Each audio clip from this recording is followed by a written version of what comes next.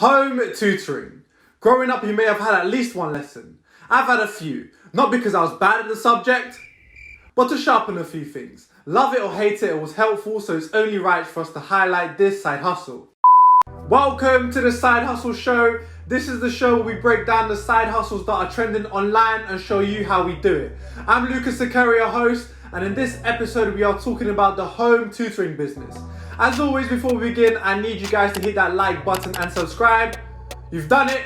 Right, let's get into the video. So what is home tutoring? Home tutoring is a form of one-to-one education that occurs in the home of a student or online. A tutor provides extra support and lessons in a range of academic subjects such as English, maths and science. Tutoring is very popular for students who are preparing for exams in secondary school, college, and for those who want to improve in the subject. The great thing about tutoring is that students get more contact time and are able to learn without the pressures of the classroom. As a result, this has led to an increase for tutors who can stimulate the mind of students and teach topics in new ways. So how does it work?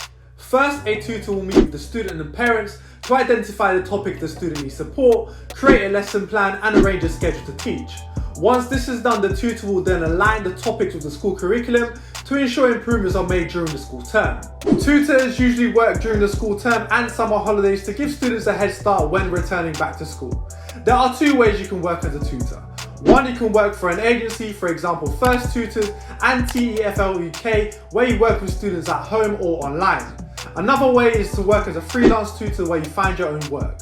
Of course, there's other agencies such as Explore Learning and Kumon. We love Kumon, where you work with students in a centre. I would definitely consider applying for an agency when starting out to gain experience and establish yourself as a tutor before moving on to freelance. This way you will understand how the business works and learn valuable tips and techniques to make your business successful. However, it is still important that you research the market and competition to create a better tutoring plan. Then you can decide on prices and services to make your business unique. Moving on to the legal stuff. As always, you will need to establish and register yourself as a tutor at HMRC, carry out a DBS check since you are working with students, and of course present your qualifications to the relevant authorities. Once this is done, you are able to reach into your network of friends and family and offer your services. Pros and cons of tutoring. So we've covered how it works. So let's go through the pros and cons. Pros. Easy to set up. The tutoring business is easy to set up as there is a high demand for tutors. You will need to have knowledge in your chosen subjects and create informative yet engaging lesson plans to attract students. Variety of subjects. There is a variety of subjects that you can teach as the school curriculum is vast and students require more than a basic education to become successful. Building a community. The great thing about tutoring is that you have the opportunity to build a network of students and earn a steady income at the same time. And it's very rewarding once you see students passing and doing well at school. Moving on to cons. Working hours. Tutoring lessons are mainly held in the evenings, weekends and of course holidays. You will need to establish a balance between your social life and tutoring in order to make your business successful. Exposure. Since you are new to the tutoring business, it may take time for you to become established and build a community of students. Just be patient and trust the process. Finally, high competition. The tutoring business has been around for many years, so of course there will be high competition. As I mentioned earlier, it's important that your teaching techniques are different to make you stand out. Let's quickly recap the pros and cons. Pros. Easy to set up, variety of subjects and building a community. Cons. Working hours, exposure and high competition. Now this is the part of the show where we give an example of how I would do it, so let's get started. So I'm going to start off by researching the subjects that I wanted tutoring. I'm thinking of going with GCSE Science and A-Level PE since I study sports science at university.